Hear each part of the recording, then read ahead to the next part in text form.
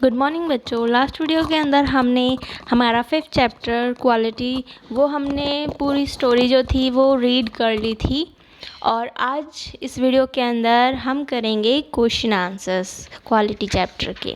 ठीक है, तो इसके अंदर मैं आपको क्वेश्चन आंसर्स करवा देती हूँ। क्वेश्चंस मैं आपको बुक की ही उसमें दिखाऊंगी और आंसर जो है मैं आपको अपनी रजिस्टर के अंदर से दिखाऊंगी। ठीक है, तो आप उनमें आप कॉपी पेन रेडी रखिए और क्वेश्चन आंसर्स जो हैं वो एग्जैक्ट ऐसे करते जाइए जैसे मैं आपको लिखवाती जा रही हूँ। ठीक है, तो अपना क्वेश्चन आंसर्स देखिए।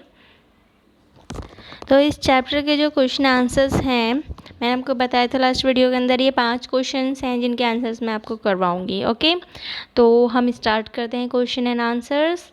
Answer the following questions. First question है अपना, what was the author's opinion about mister Gessler as a boot maker. जो राइटर हैं, जो ऑथर हैं, उनके मिस्टर गैसलर के उनके अकॉर्डिंग मिस्टर गैसलर कैसे बूट मेकर थे। तो फर्स्ट का आंसर देखिए। तो ये देखिए फर्स्ट का answer, the author said about the boot maker. Author ने बूट मेकर के बारे में कहा था। बूट मेकर कौन? Mister Gessler. The author said about the boot maker mister Gessler, GESSLER, Gessler. Mister Gessler was the best boot maker in the city. जो mister Gessler हैं वो उस सिटी में, उनकी सिटी में सबसे बेस्ट बूट मेकर हैं। He was the person who had skill, pride and respect for his trade. वो मिस्टर गैसलर जो हैं वो एक ऐसे पर्सन हैं who had जिनके अंदर स्किल है, प्राइड है एंड रिस्पेक्ट है अपने ट्रेड के लिए, अपने काम के लिए। ठीक है, अब सेकंड क्वेश्चन देखिए। सेकंड क्वेश्चन है अपना, why did the author visit the shop so infrequently. Frequently होता है लगातार और इनफ्रीक्वेंटली यानी कभी कभार, लगातार नहीं। तो why did the author visit the shop so infrequently. तो जो ऑथर हैं वो उस शॉप पे, मिस्टर गैसलर की शॉप पर कभी कभार ही क्यों विजिट करते थे। तो इसका आंसर क्या है देखिए। तो सेकंड का आंसर देखिए, the shoes made by mister Gessler used to last terribly longer than the usual. क्योंकि जो मिस्टर गैसलर के बनाए हुए शूज़ थे, the shoes made by mister Gessler used to last terribly longer than the usual. Usual means जो normally जूते चलते हैं उससे भी ज़्यादा लंबे चलते थे उनके जूते। Therefore he visited the shop so infrequently. इसीलिए जो ऑथर हैं, जो राइटर हैं इस स्टोरी के, वो उनकी शॉप पर इनफ्रीक्वेंटली विज़िट किया करते थे। ठीक है, कभी कभार ही जाया करते थे क्योंकि उनको जाने की ज़रूरत ही नहीं पड़ती थी। ठीक है, अब क्वेश्चन थर्ड देखिए। लेकिन मैं आपको ये कह दूं कि क्वेश्चन मैं आपको बुक का दिखा रही हूँ, इसके अंदर मैंने अपनी रजिस्टर में नहीं लिखा है। आप क्वेश्चन को पूरा लिखेंगे, जो बुक के अंदर 1 2 3 4 5 करके अपने क्वेश्चंस हैं जो रीड किए हैं अपन ने, उसको भी आप लिखेंगे अपनी कॉपी में। उसके बाद आप आंसर में क्या लिखेंगे वो मैंने मेरे रजिस्टर के अंदर लिखा हुआ है अपनी राइटिंग में। ठीक है, तो उसी तरीके से करेंगे। आप ऐसे नहीं करेंगे कि जिस तरीके से मैंने लिखा हुआ है क्वेश्चन 2 करके मैंने स्पेस छोड़ रखा है, आप नहीं करेंगे ऐसा। ठीक है, आपको क्वेश्चन भी लिखना है और आंसर भी लिखना है, दोनों ही लिखने हैं। ठीक है, तो अब देखिए क्वेश्चन थर्ड। तो ये देखिए अपना क्वेश्चन थर्ड देखिए क्या है। What was the effect on mister Gessler of the author's remark about a certain pair of boots. जो ऑथर के जो एक सर्टेन पेयर ऑफ बूट्स थे उनके ऊपर ऑथर ने मिस्टर गेस्लर को एक रिमार्क कहा था, मीन्स उनको एक कमेंट किया था। तो वो कमेंट का जो इफ़ेक्ट था वो मिस्टर गेस्लर पे क्या पड़ा, मतलब उनका रिएक्शन बताना है इसके अंदर कि जब उन्होंने कमेंट किया था, ये रिमार्क दिया था ऑथर ने कि उनकी जो बुराई करी थी उनके बनाए हुए बूट्स की कि भी वो चरमराते हैं, तो उस वक्त उनका रिएक्शन क्या था मिस्टर गेस्लर का, वो अपन को इस आंसर में लिखना है। तो अब इसका आंसर देखिए। तो थर्ड का आंसर देखिए।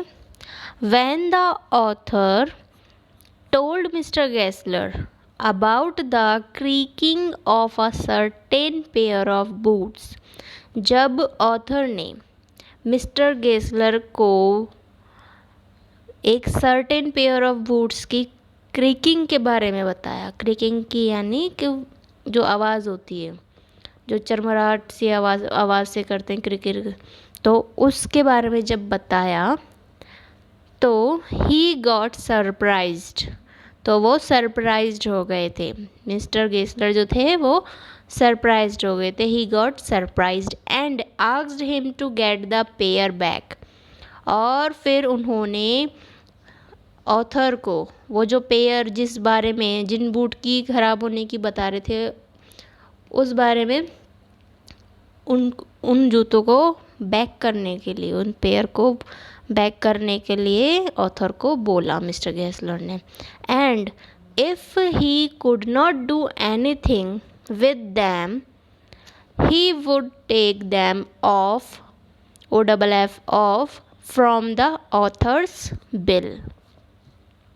And if he could not do anything, और अगर वो उनके साथ वो जो जूते ख़राब हैं अगर वो उन्हें सही नहीं कर सकते, अगर सही नहीं कर पाए, मिस्टर गेस्लर अगर सही नहीं कर पाए उन जूतों को, उन ख़राब जूतों को जो ऑथर बता रहे हैं जिनके बारे में, अगर उन्हें सही नहीं कर पाए तो he would take them off from the author's bill. तो मिस्टर गेस्लर क्या करेंगे, और जो ऑथर का बिल है मीन्स उनके बिल में जितने भी पैसे कटे हैं तो उनके पैसों को वापस दे देंगे, जूते लेके उनके पैसे वापस कर देंगे। ठीक है, तो इसके अंदर क्रीकिंग की स्पेलिंग मैं आपको बता देती हूँ। स्टार्टिंग इधर सेकंड लाइन में स्टार्टिंग में है CREAKING, क्रीकिंग। ठीक है, और आई थिंक आपको सारी स्पेलिंग समझ में आ जाएंगी। तो अब देखिए क्वेश्चन नंबर 4। थर्ड तक अपन ने कंप्लीट कर दिया था, अब इसके 2 क्वेश्चंस रह गए हैं, 4th एंड 5th। तो 4th क्वेश्चन हम देख लेते हैं। ये देखिए क्वेश्चन नंबर 4 क्या है। What was mister Gessler's complaint against big firms. Big firms जो बड़ी बड़ी कंपनियां होती हैं, बड़ी फर्में जो होती हैं, उनके अगेंस्ट मिस्टर गेस्लर ने क्या कंप्लेन की, उनके खिलाफ़ क्या शिकायत उनकी तरफ से थी, ये हमें बताना है। ठीक है, तो अब देखिए इसका आंसर 4। ये देखिए क्वेश्चन नंबर 4 का answer. Mister Gessler complained that the big firms does not have self respect. Mister Gessler ने ये कंप्लेन की कि जो बिग फर्म्स होती हैं उनके पास सेल्फ रिस्पेक्ट नहीं होती है। Mister Gessler complained that the big firms doesn't have self respect, that they get the business by advertisement। Spelling बोल देती हूँ मैं एडवर्टाइजमेंट की, ADVERTISEMENT, एडवर्टाइजमेंट। तो that they get the business by advertisement and not by work, और उन्हें वो अपना बिजनेस कैसे चलाते हैं, एडवर्टाइजमेंट के थ्रू चलाते हैं। एडवर्टाइजमेंट की वजह से अपना बिजनेस चलाते हैं, ना कि नॉट बाय वर्क, ना कि अपनी मेहनत से काम कर कर, खुद काम कर कर नहीं करते हैं। वो एडवर्टाइजमेंट से अपने बिजनेस चलाते हैं, बाकी की जो बड़ी फर्में होती हैं। ड्यू टू दैम, और इसी की वजह से due to them the workers like mister Gessler were running without job. और इसी वजह से ड्यू टू दैम जो वर्कर्स होते हैं, जो छोटी छोटी फर्मों के, या फिर कह सकते हो जो गरीब होते हैं, जो खुद का बिजनेस चला के पैसे कमाते हैं, जैसे कि लाइक मिस्टर गेस्लर, जैसे कि मिस्टर गेस्लर जैसे वर्कर्स जो होते हैं वो बिना जॉब के, विदाउट जॉब रह जाते हैं। Due to them the workers like mister Gessler were running without job. ठीक है, अब देखिए हमारा लास्ट क्वेश्चन, क्वेश्चन नंबर 5। ये देखिए क्वेश्चन नंबर 5, 4 तक अपने कंप्लीट कर लिए हैं, ये लास्ट क्वेश्चन है अपना। क्वेश्चन नंबर 5 है, why did the author order so many pairs of boots. Author ने इतने सारे पेयर ऑफ बूट्स ऑर्डर क्यों किए थे। Did he really need them, क्या वास्तव में उनको रियली में उसको नीड थी, ऑथर को इतने सारे बूट्स की ज़रूरत थी। तो अब हम इसका आंसर देखते हैं। तो 5th का आंसर देखिए, when the author came to know about the death of Mr. Gessler's elder brother। जब पहला जो अपना क्वेश्चन था कि उन्होंने इतने सारे पेयर ऑफ बूट्स का ऑर्डर क्यों दिया था, तो उसका जवाब है when the author came to know about the death of Mr. Gessler's elder brother। जब ऑथर को ये पता चला किसके बारे में, मिस्टर गेस्लर के बड़े भाई एल्डर ब्रदर की डेथ के बारे में जब उन्हें पता चला ऑथर को, he felt, FELT felt, he felt with sorrow and grief. तो उन्हें बहुत ज़्यादा दुख हुआ और वो थोड़े से परेशान हो गए, अंदर से थोड़ा सा बुरा लगा उनको। And therefore in order to help him financially, he ordered several pair of boots। और उनको फाइनेंशियली हेल्प करने के लिए, मिस्टर गेस्लर को फाइनेंशियली मतलब पैसे की हेल्प करना, तो उसे हम फाइनेंशियली कहते हैं। तो फाइनेंशियली हेल्प करने के लिए उन्होंने several pair of boots order किए, although he did not really need them, जिनकी उनको रियली में नीड नहीं थी। तो हमारा जो second question, did he really need them, तो उसका आंसर अपना इसी के साथ ही है, although he did not really need them. जबकि उनको इतने सारे जूतों की ज़रूरत नहीं थी, फिर भी उन्होंने उनकी, मिस्टर गेस्लर की पैसे से रिलेटेड हेल्प करने के लिए, मीन्स फाइनेंशियली हेल्प करने के लिए ही उनकी दुकान के जो डिफरेंट पेयर्स ऑफ बूट्स थे, वो उनके बहुत सारे सेट या पेयर खरीदे। ठीक है, तो ये अपना जो चैप्टर है ये अपना अब कंप्लीट हो गया है। क्वेश्चन आंसर्स मैंने आपको करवा दिए हैं और अब आपको इस चैप्टर के हार्ड वर्क्स करने हैं और क्वेश्चन आंसर्स भी कंप्लीट करने हैं।